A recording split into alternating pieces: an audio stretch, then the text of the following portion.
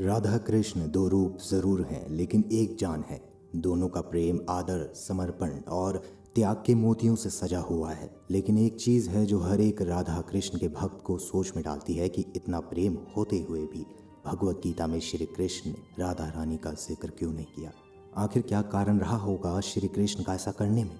चलिए जानते हैं एक और रहस्य, या ये कह लीजिए एक और लीला श्री कृष्ण की। ये तो हम सब जानते हैं कि सुखदेव जी ने राजा परीक्षित को भागवत सुनाई थी। सुखदेव जी को भागवत का पूरा ज्ञान था, लेकिन भागवत में सुखदेव जी ने राधा जी का नाम नहीं लिया है। पर क्या भागवत में सचमुच राधा जी नहीं है? विद्वान और पंडित लोग कहते हैं कि जब भगवत गीता में राधा जी का प्रवेश हुआ तो व्यास जी इतने डूब गए कि राधा चरित्र लिख ही नहीं सके। सच तो यह है कि ये जो पहले श्लोक में वंदना की गई, इसमें श्री कृष्णाय में श्री का अर्थ राधा जी है। सुखदेव जी पिछले जन्म में तोता थे जो सारे दिन श्री राधे राधे कहते थे। यह सुनकर राधा जी ने हाथ उठाकर तोते को अपनी ओर बुलाया। तोता आया और राधा जी के चरणों की वंदना करने लगा। राधा जी ने उसे उठाकर अपने हाथ में ले लिया। प्रसन्न तोता फिर से श्री राधे बोलने लगा। राधा जी ने फिर तोते को कहा कि अब तुम राधे राधे के स्थान पर कृष्ण कृष्ण कहा करो, यह मुझे ज्यादा प्रिय है। जब राधा जी तोते को समझा रही थी, उसी समय श्री कृष्ण वहां आ गए। राधा जी ने उनसे कहा कि ये तोता कितना मधुर बोलता है। ऐसा कहते ही तोते को ठाकुर जी के हाथ में दे दिया। राधा जी के द्वार पर राधा नाम रटने वाले तोते को सीधे भगवान की कृपा छांव प्राप्त हो गई। वह उनके हाथ में पहुंचकर धन्य हुआ।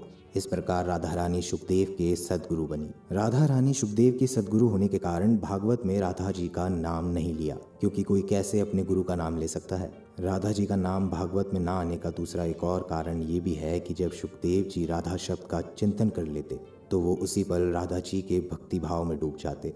हम आपको बता दें कि सुखदेव जी श्री राधा जी की भक्ति में डूबते थे तो कई दिनों तक उस भाव से बाहर ही नहीं आ पाते थे। अब सुखदेव जी तो आए थे परीक्षित को भागवत सुनाने, और राजा परीक्षित के पास बचे थे केवल 7 दिन, और 7वें दिन उन्हें तक्षक डसने वाला था। फिर यदि राधा नाम स्मरण में सुखदेव जी डूब जाते तो भागवत कथा पूरी कैसे होती। इसलिए भी राधा जी का नाम भागवत में नहीं आया। जब राधा जी से श्री कृष्ण ने पूछा कि इस साहित्य में तुम्हारी क्या भूमिका होगी, तो राधा जी ने कहा, मुझे कोई भूमिका नहीं चाहिए, मैं तो आपके पीछे हूँ जी।